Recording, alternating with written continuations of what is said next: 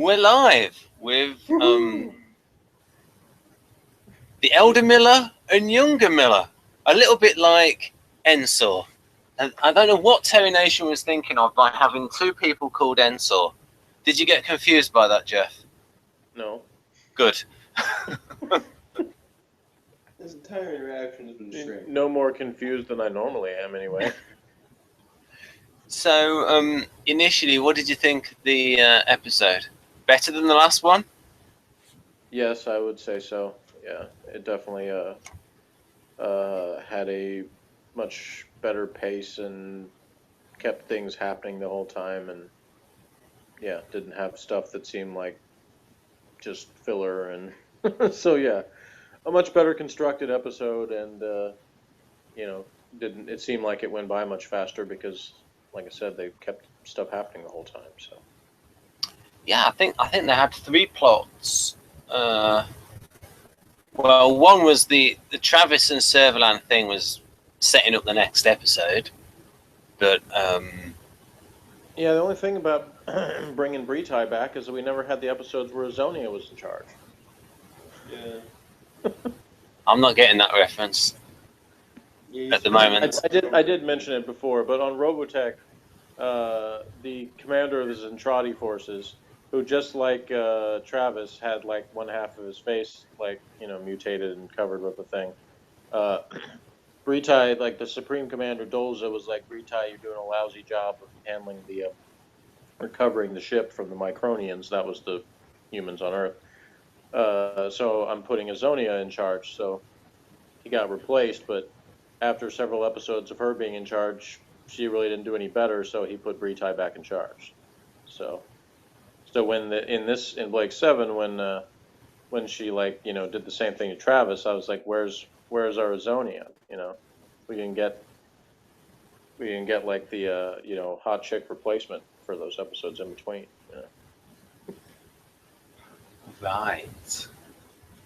Yeah, that would have been interesting to have a female. It was like they kept the males and females separate. So Azonia, all of her underlings were all females, including Miria, who was the best pilot in the whole Zentradi force, and ended up being the one who married Max Sterling. So yeah. Was Robotech animated or was it live action? Yes, it was a cartoon. Right. Okay. Right, so I'll just read through this for the people who are watching this on their phone. Avon, Vila, Gan, and Jenna teleport to Cephlon to rescue the crew of a ship which exploded in orbit around the planet. Jenna is kidnapped by the planet's Neanderthal-like inhabitants. While the others search for her, Blake and Callie are confronted by one of the survivors who demands to be taken to the planet Aristo, where his father requires urgent medical supplies. The man's father, Ensor, who has the same name, has invented a device known as Orac, which the Federation are desperate to acquire. Meanwhile, back on Cephlon, Avon becomes the unwitting saviour of a race. I don't know if he's unwitting. Of a race who have waited hundreds of years for someone capable of launching the rocket which contains their genetic bank. So what we don't know is in the next episode, it turns out that rocket was filled with a bunch of evil demons that come back to kill the entire universe. And it's all Avon. I'm not saying. I'm not saying. Right. So... Yeah, he might have been unwitting in the sense that it wasn't what he was trying to do, but he somewhat enjoyed it. I mean, he didn't have to. If they did. Yeah. There's a pink reason here why he did it. Everyone got acquired everything. Jeez. No matter why he did it, it was amusing. Yeah. If Miga was a plain, frumpy woman in a shapeless smock, Avon wouldn't be half as keen to entertain her bloody prophecy. Well, probably. Maybe, but he also might have been, because it was kind of more about his having his ego stroked than it really was the physical aspect, I think. Here we go. Oh, look at this. They actually swapped the roles. Chris Boucher switched the Avon and Blake roles, because originally it was going to be Blake who went down to the surface. But Chris Boucher, you know, he thought, oh, it'd be more interesting for it to be Avon, and to set up this idea of... Yeah, it was. I would have been less interested in Blake doing it. He doesn't need a bigger heron. And again, there's this bit here about Gan. I don't know whether they're reading into it or not. Like, they think that Gan's this, like, sexual pervert and he's doing all these weird sort of things. Like, when it... In this episode, he said he was enjoying when he was fighting with the random dude, so if he is, then he's equal opportunity. Because that was turning him on, too. Yeah, I mean, and then there was that guy called him a psychopath, Julian Glover. Now, Callie, do you mind telling me why this man has a limiter? And then he described him as a dangerous psychopath. Yeah, well, he might have said that about anybody. He called them all savages and barbarians. Ah, that's true. My mailman was late this morning. Psychopath. And then he was the real psychopath. Yeah, he was the psycho. Well, that's a classic psychological thing, projection. You know, you call other people what you are yourself. Yeah, I do all the time. So, do you call other people awesome, Jeff? I do. Right. You're awesome, Ben. So is Morgan. Right. There you go. Yeah. Right. We're all awesome in our way. So, what are your thoughts? I heard Morgan being entertained by Squirrely in the Avon scenes because of the situation. Okay. He'll tell you that.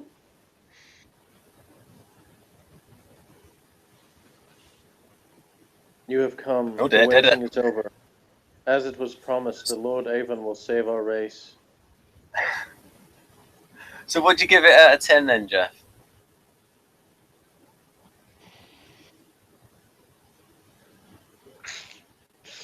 7.5. Ooh, that's a vast improvement over the 2.5. Yeah, The I think last that's one. the highest rating yet. Ooh. So, what did you like about it?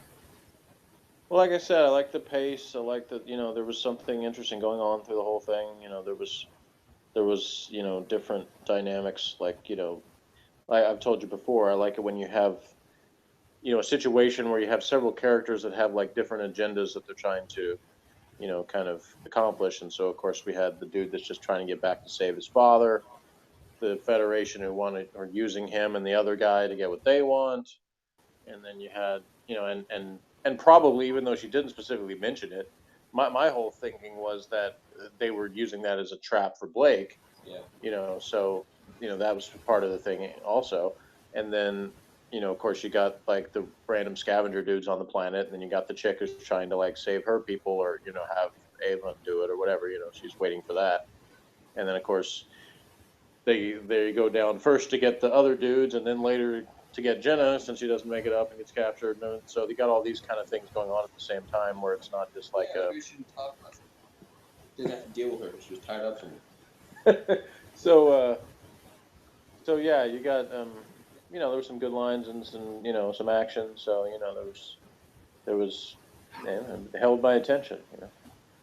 When I was listening to it, listening to you watch it, I didn't hear this bit, and I wondered, did you actually hear this line, or was it cut out? Did you see that bit? Are you afraid that I'll be able to cope with it better than you? Blake says no, and then he says, perhaps you ought to be. Was that in the bit you watched? Yeah, I don't know. I didn't memorize all the lines. What line? Cope with what? So that goes back. Well, him going down there, and being the leader, I suppose. Oh. With him going down to the surface.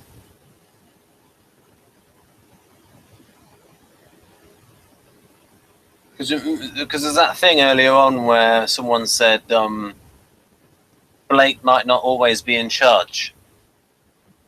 And so there's this little... I don't know, when did he say that?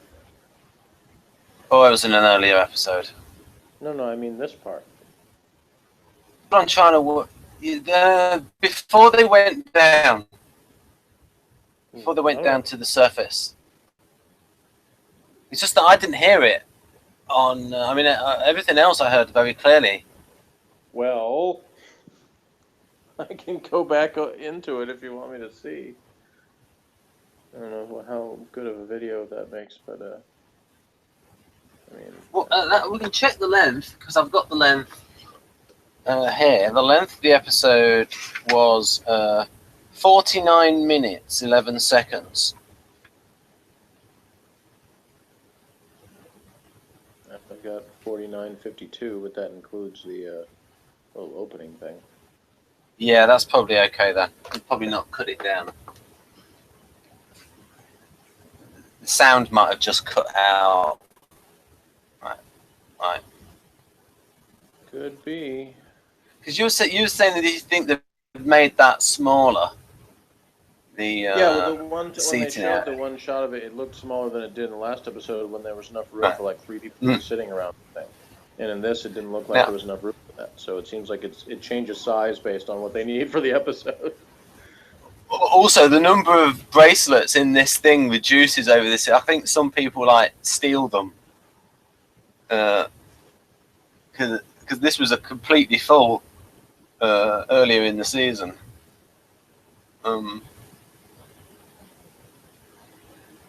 I like this line for some reason. I wonder what's behind it. And then it says, probably the rest of the hill, because that's pretty much what it is. It's just like stuck there. Yeah, she says half the hill. Yeah, I thought that was an interesting line, but I don't know. I'm fast forwarding through, but it's still the stuff with the wobbly ship.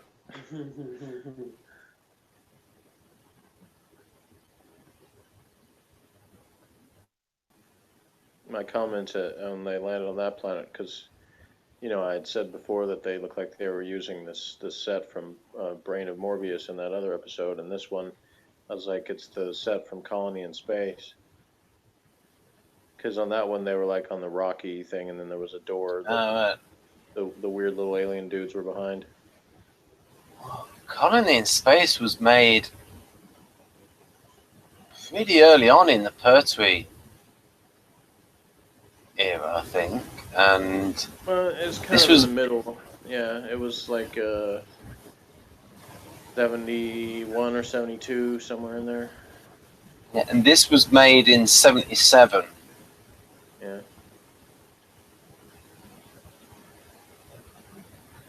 Well, I thought it would say here it would be something like, Callie, you're the girl, look after him.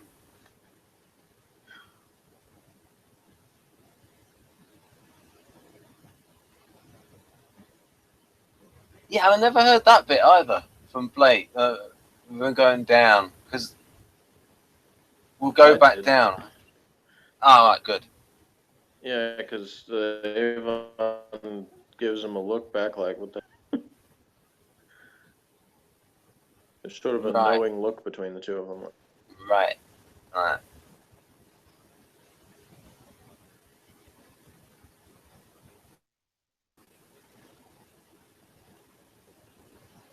And it would say in the book that this is one of these Terry-Nation trademarks of like, you said it as well, about, we're going to meet the Daleks because it's a planet with radiation. Yeah. And they said that the whoever was there had mutated. Yep. Radiation mutation. It's really a good thing to use though in your plot devices, because when you have mutations, you can make them look like whatever you want to. Even beautiful. So, right. So you can just and be like, oh, they're mutants, so they look like the. Of course, when you're doing like sci-fi stuff, you pretty much can't anyway, because you're like, well, the people on this planet just look like this. So it's like, well, who's going to argue with that? That's not what real Divorcians look like. This show is terribly unrealistic. That's the sad part, is that like what I often cite is my example of why I hate critics. When the Siskel and Ebert review of the movie Kroll, which is like a sci-fi fantasy movie, and they go on and on about how unrealistic it is. And I'm like, what? That's the genre. That's like complaining about too much horror in a horror movie. Yeah, too much blood. Yeah, there was too much killing in that Sorority House Massacre 3. So, what does Morgan give the episode out of 10? Yeah, there's the line you were just talking about. I found it. So. Ah, good, cool. So yeah, your hearing's just bad. Yeah. Well, I'll admit to that. All right. Gooder than bad. He says gooder than bad out of 10. That's good. Yeah. It's nice to have an uplift after the last episode. Yeah, I liked it. I thought that the little arc with Blake and Callie going off was kind of weak. Just because, like, it was basically just like, we need a reason for them to have to explore more on this planet. Here, let's have this guy go crazy, and then they go over there, and then they turn around like they don't run into anything interesting. The only reason you have to dock at points is that they met another girl that they could have taken on the crew and got rid of Squirrely for. So I don't even need to get rid of Squirrely. Yeah. They're there to die. So far, my crew includes Jenna, Sarah, the chick that killed the guy and tried to take over that ship, and I think there was, the chick that was the daughter of the former president, and then the girl from this episode. So you get those four, and or is that 5? Numbers. And then you said you'd keep Avon. Avon I would keep, and I guess I don't know. Gan's kind of like he's the muscle, but he's also like unpredictable because he's got weird stuff going on. So I guess I'd keep him just I would keep him in a cage, when they're not using him for stuff. Would you keep Callie? No, she's gone. She didn't even and I was like waiting for that in the scene where she was with him, where she had the gun on her, that she was gonna like be telepathically telling him like when to do stuff, or now he's getting. So they used it in that way. Yeah, they don't use her, but they hardly ever do. Yeah. Body. So it's like it hasn't really been her ability. Her one ability hasn't really been that useful most of the time. She's pretty much dropped. Like when she first came in, I was like, thinking she's this rebel chick with a gun already pointed at this dude. All right, she could turn out cool, shoot some people, blow some stuff up. No, she turns out completely useless. Uses her telepathic ability usefully once. I'm like, there you go. Good job. Yeah, I'd drop her too. Yeah, so I mean, I probably would have raised the episode up that other half point to 8. If they had made use of her actual ability to do that and trying to like subdue the other guy or something, but they were just like, nope, she'll just be helpless. Yeah, she'll just be useless. Oh, and props for them having some apple drank in this scene. Yeah, they're putting maximum power. They had a glass of. They had to do things like they had a glass of green, they had a glass of red. Yeah. Like the mention when they changed the color. Engine coolant or apple drank, one of the two. What did you think of this scene between Travis and Servalan? I just told you. Okay. Britai was a little subdued, I think he talks too long about he was he wasn't quite as amped up as in previous episodes. He's been somewhat defeated by his not having command or whatever, I think he's been like sitting in a corner moping the whole time or something. Oh yeah, I mean he just exists for the military. Yeah, Trump would say he's low energy. Yeah, but I liked all the stuff about Marriott, that he has this affection for Marriott, the guy that fixed him up. Well, you know, of course, who wouldn't?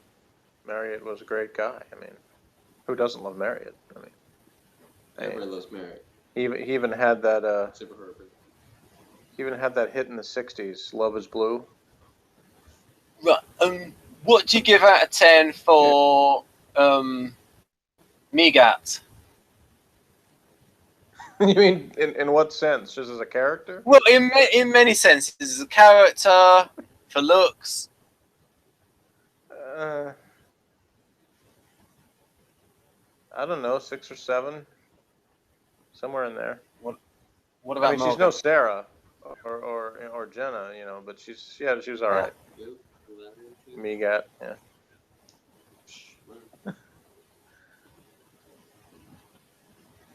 I mean, you know, she's got the whole like bowing down thing down. You know, that's good, I guess. So, did you like the looks that Vila was giving Avon throughout? Yeah, sure. Did you find Squirrely more entertaining in this episode? Maybe a little. You can go back to that last picture. It was better.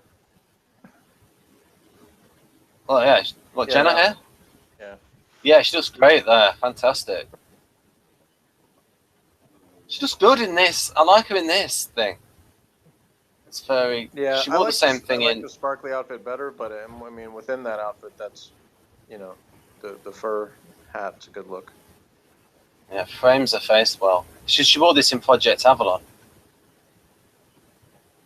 And then there's got this badly made. So that's our first contender for the what's it called? Picture, you know, of when you thumbnail. Thumbnail, yeah. That's contender number 1 for that. Well, I mean, you usually talk about something that represents the episode.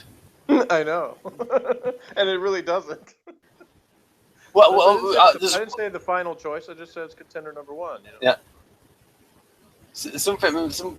Maybe something with Migat and Avon, like when he touches her face or something. Yeah, the one you just showed would probably be in contention too.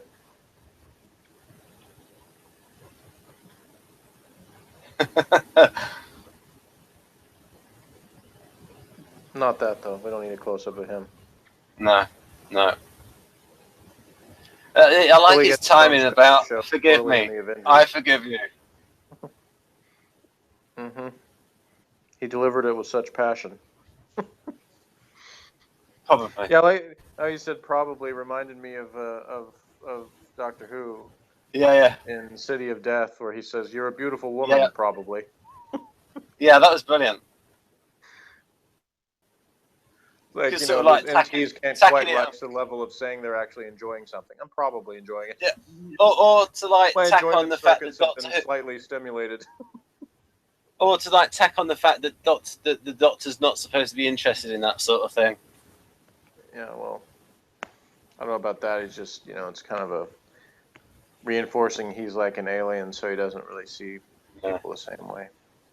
You know, until the stupid new series when everybody falls in love with him. You know. Right. Yeah.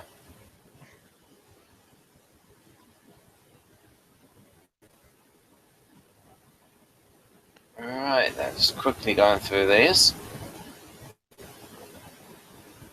I can't believe the last one where it was about 50 minutes.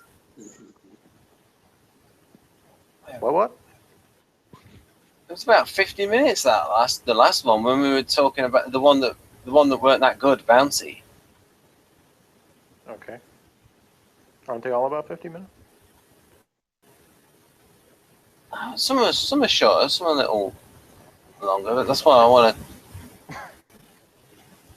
quickly go through these for folks. But, yeah, that might be one.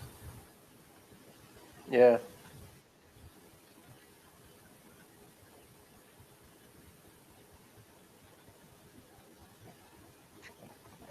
Oh yeah, this bit. What did you think of that bit where Jenna says thank you and she just completely ignores her? And got Jenna's reaction. Thank you for rescuing me. Doesn't. I thought that was a nice reaction from Sally the vet, not overdoing it. Now here, so this is so. Or maybe it was slightly extended, but it would have been still big enough here for all of those people that were in it. I mean, there's like 5 sitting places there.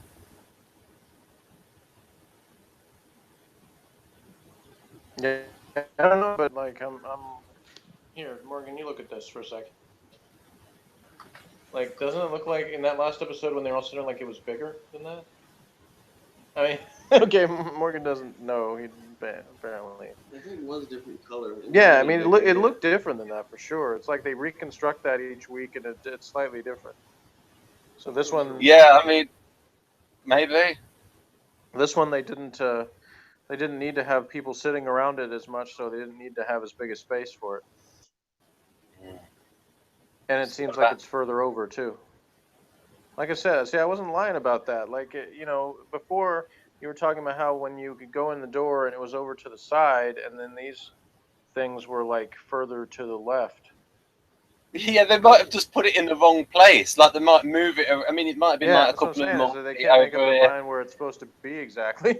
It moves around somewhat. So it wasn't just my stupidity or not paying attention. In fact, like I said, I was paying so much attention that I noticed the fact that they were moving it around. So I thought I was confused, but actually may not have been. I don't know what was going on with.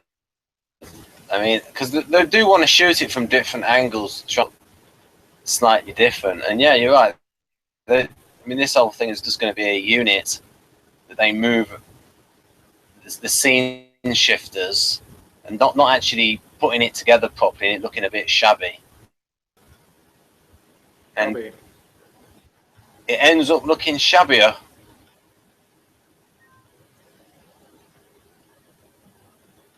Alright then. And there we go. Tony Conter. Suzanne Farmer. So now we've got the comedy bit. That's in this. I took some scans of the book so you get an idea. So yeah, so fake sticker on the front, not a real sticker, and fake worn bits out. There you can see it's printed, the worn bit, and you've got fake creases put on. Although on the back, these are all fake creases, but unfortunately this one's real. Right. So yeah, you can see it's a joke book like here. What you can't learn from this book, you could fit in a matchbox, spray it silver, stick a ping pong ball on it, some staples, the nozzle from a glue bottle, tie a bit of string to the top, dangle it from a light fitting, and call it a Zeta class pursuit ship. Right. What have we got here? We've got yeah, it's the same one, isn't it? The Time Squad capsule. Reuse the prop. I think that one was all silver, wasn't it? And they just repainted it. I was thinking something else, but in the interest of keeping the video PG, I won't say it. All right. Okay. All right. Did that bit. What is all that crap on Serverlands? I liked how she had an actual little TV on there.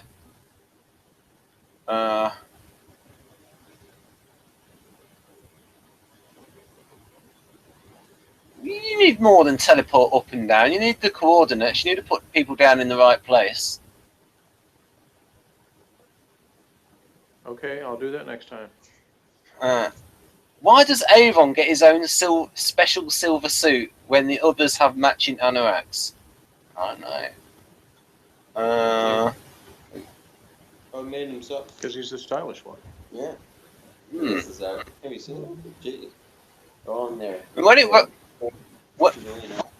Everyone's got a shiny silver. Well, I mean, Jenna's got a, her She's reused sparkly her space coat for a outfit. And when it said this about Jazz being played, I thought that was a joke, but it really wasn't in the episode. Posh woman in toga, scruffy men in animal suits, Blake 7 starts hair. Hefty slug of green, trim phones. I thought, was that a joke as well? Yeah, she had one on her desk. Those cavemen really aren't dressed for cold weather. True. Well, they probably have more fur because they've mutated. Remember? Ah, that's right. Yes, everything can be explained by mutation. As Stan Lee, the environment. how about Stan Lee? He exploited mutation even more than Terry Nation, maybe. Be close though, between them two. He said mutation. I mean superpower. I mean mutation. Whatever. He's not Alright. Superman. He's just mutated human. He's a mutant. Yep. Or a mutant spider bites him. And I mean, if you think about it, like, how is it that, the virus of Apocalypse used, I don't know if you know that one, I'm a comic nerd apparently comparatively, but there's this one comic where Apocalypse uses this virus and Cable comes back from the future in order to stop it because it screws up the future. Apparently it's taking out all mutants. The thing is, like, basically Beast, Cyclops, all those mutants that are shooting lasers out their eyes and stuff. Those mutants are all affected by the same virus, but that doesn't make any sense because everybody has mutations of some sort or another. Why is it only superpower mutants? Because they act like it's a different species, and that species is its own thing. I don't know. It didn't make any sense. So yeah, he uses it as loosely as possible. Right. Just like Terry Nation. Except Terry Nation apparently, or whoever writes the majority of these, apparently likes explaining things way more than they have to because they can just say like, it doesn't really make much sense. We don't have information on it, kind of thing. But instead they try to explain it. It's like, come on, guys, really, you don't got to keep going. Yeah, that's right. Yeah, I'll agree with that. Terry Nation. Force, and then you polarize the smorgasbords, and then it makes this. No, guys, just say you don't know. You don't know. Yeah, Terry wrote all the episodes in season 1, and Chris Boucher doing the odd rewrites, and Chris Boucher writes, I think, 4 stories in season 2. Right. I'll just let people grab that and read that on their own. Grab it. Grab.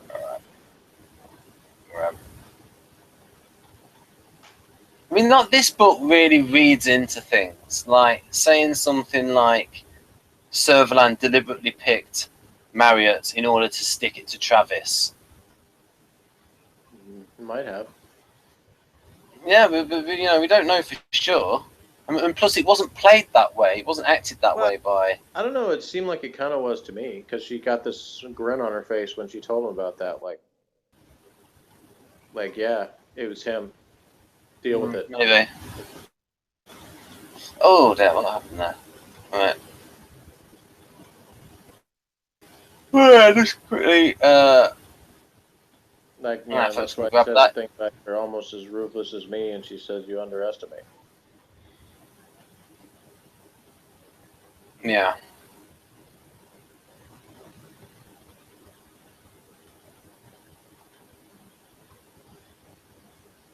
Yeah, and I cut this off because that's the next episode. And it had the episode description right underneath it. Yeah, we don't need that.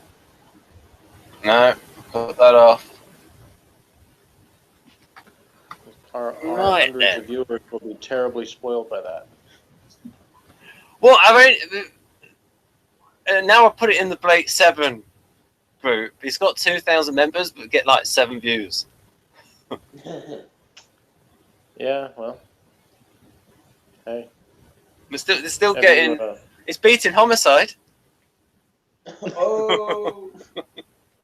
But so if Jeff posted it in the Homicide group, though, it probably. I don't know if there is a homicide group, but if I find one, I will. So So yeah, setting stuff up for the next week, and yeah, it's another good one, and then the one after that's good as well. The start and I really like season 2. Well, Right. I look forward to it. But, you Well, know, be sure to comment under the video, people, if you're watching this, and let us know what you think of our wonderful reviews. yeah, we got through everything there. Whoop-de-doo. Right. So that's goodbye from me. Goodbye.